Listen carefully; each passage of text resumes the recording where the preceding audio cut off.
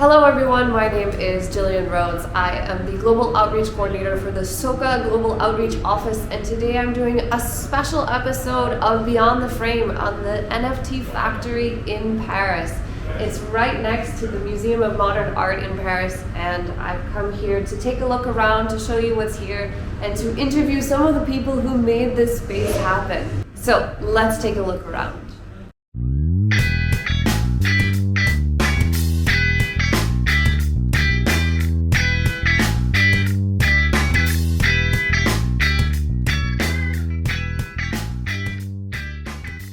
So I guess you can introduce yourself. What's your name and what do you do here at the NFT Factory? So I'm Titou, it's my real name. Okay. And I said that because a lot of people don't say it's my real name. Okay. So I'm Titou and I work here since 8 months now. And I'm responsible of the art and of the life of this place, because it's a big place. Yeah. And we have a lot of things to do, like to open in the morning, to close on the end of the day. And we have 70 screens, and I need to take care of this screen, so of the artwork, of the cartel, and of everything. The cartel? Cartel is, I don't know in English, it's like the little white paper in next to the screen. Oh, okay, yeah. The artist descriptions, okay. Yeah, the artist description, you've got the price, you've got the years, and you've got the little QR code. Okay. And when you scan it, you can go, it's go on the marketplace. Okay. So, is there a dedicated marketplace for the NFT Factory? Alors, we've got, depends on the exhibition. Okay. Now we develop our marketplace. Downstairs, the exhibition is open screen. Okay. And every artist can rent a screen. Okay. During 2 weeks. Okay. And he can put what he wants on it. And we don't say nothing of the artwork. Okay. So it's like, not particularly curated. No, it's not curated. It's a free space for artists. Only for 2 weeks. Okay. It's a very special exhibition. But our next drop is called Indigo. Okay. And it's on our platform. Okay. And we're going to talk about inclusion, about diversity on the NFT space. Okay, great. And that one will be curated? Well, yeah, we start the curation, and now we've got, I think, 50 artists. So wow. It's going to be close, but yes. And what kind of maintenance do you have to do to keep these screens like working? Do you have to like clean them? Do you turn them off? You know, like having it's a lot of technology to keep running. No, the most difficult part is the file. Okay. Because like we see here, I need to work the file to okay, so like to format the file so it fits on the screen. Yeah, and the screen is big. You don't read everything. Right. It needs to be JPEG, MP4, and we need on the good format. So and I put everything on key, USB key, and I put on the screen. Okay. So I need to take the file on my computer. Okay. To put on the good format. Right. To put on key, to put the key on the TV. Okay.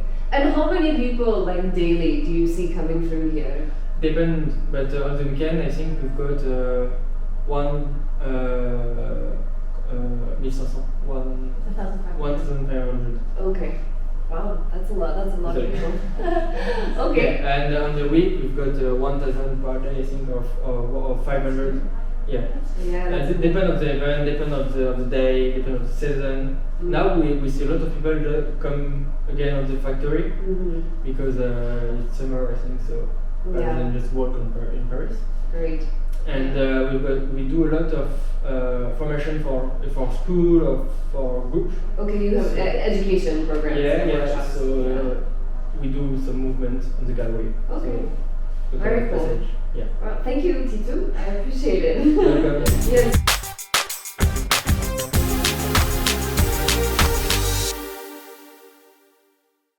This is Nettra Pan. She is one of the co-founders of the NFT Factory Paris. So, tell me, Nettra, how did you get involved in this project? Oh my goodness. So I think it makes sense to start with how I got involved with NFTs. Okay. So it started when I was learning about the blockchain. So I teach innovation and new venture strategy, and so I've always been into technology, but I wasn't very familiar with how blockchain-based applications worked and what it meant for me. And so basically I started in 2021 learning about the blockchain, learning about how artists could upload their artwork to the blockchain and sell it, and also continue to stay in touch with their customers in ways that you can't do with just typical image files. And I got super excited seeing the impact it was having on different artists' lives who, maybe weren't formally trained, but always wanted to do art. And especially in this digital world, we're using digital tools to make art, right? And putting as much passion and craft into digital formats as we associate with other types of art artists. Mm-hmm. And so I started collecting art, collecting really great work online. I also have a piece by Julian Rhodes, which is really awesome. And then someone approached me about this project that was starting up, NFT Factory Paris, and it was bringing together a lot of the movers and shakers of the ecosystem, because the NFT format is actually a format that can be applied to digital artwork, but also gaming tokens.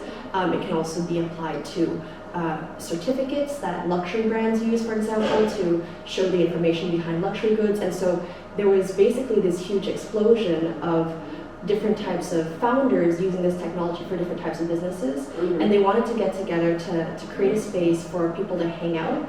This was just post-pandemic. Right. They were really craving this. Yeah. And also to create a space for education. And so they asked me if I wanted to be involved as a co-founder, one of the 130 co-founders, and I thought, yes, why not? I'd love to support this kind of initiative.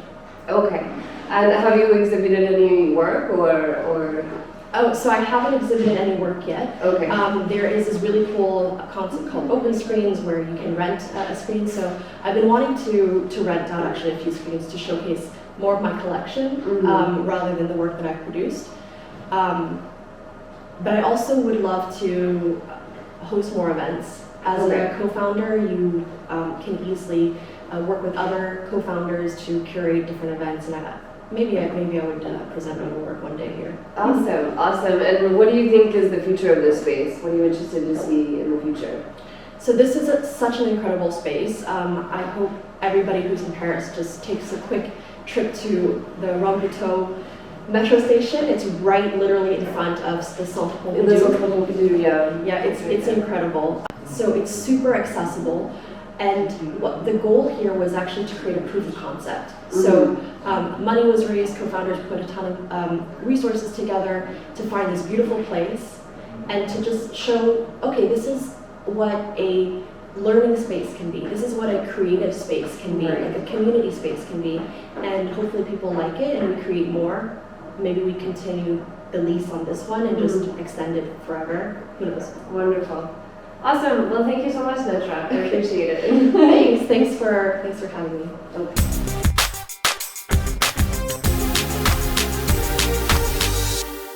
Okay. So I'm here now with Luc Jodet, who is one of the board of directors of NFT Factory Paris and one of the original members of bringing this together. So Luc, tell me, how did this come about? Where did the idea come from? When did it start? How did you find this space? Sure. So I've been crypto and NFTs for 6 years now. Started a company in late 2017 called Ariane, does NFTs for luxury brands. And during the pandemic, especially like early 2021, there was no place really for people into NFTs to meet. And all of a sudden, there was this place called Clubhouse where we ended up spending big chunks of our time, big chunks of our days talking about NFTs and crypto and stuff. And ended up having a lot of fun on there.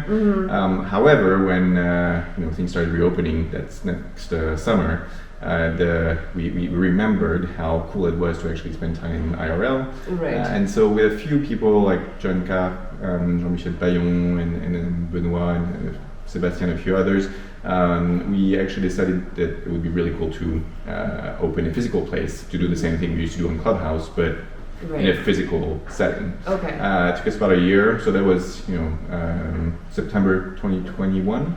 Took us about a year to find a place. We opened this last October, so October 2022.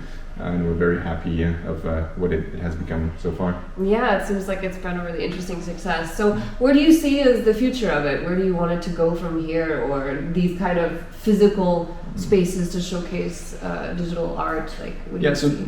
So the original idea really of this place was twofold. One, it was to get all the NFT community together, but also to have a place that's open to the public, so you can actually get more people, that are interested or do not really know about all this digital art and NFT space, to just walk in because they've seen the light on, and we have a big screen in the front of the place. It's very visible, and it's right on the other side of the French, the Parisian Museum of Modern Art, the Centre Georges Pompidou. So it's really the idea that people can just walk by, see the light, come in and be like, I don't understand what this NFT thing is, and have people explain to them. And learn about it. So it's almost as much a gallery as it is education. It's education, it's a bit of a gallery, a bit of education, a bit of a social place. It's a bit of all, but we really want all three of them. So compared to a gallery, I would say the difference, because there are some galleries that started exhibiting digital art and NFTs. I think the difference here is really we want it to be accessible to as many people. It's like it's not fancy. It's everybody's welcome to come here, whether you want to buy art or not. And you can ask all the questions you want. On the other hand, if you are someone really into the community, we also organize a lot of events. We really like to have people take this place and do something with it. So we do also have events which are for much more advanced people, if you want, the community.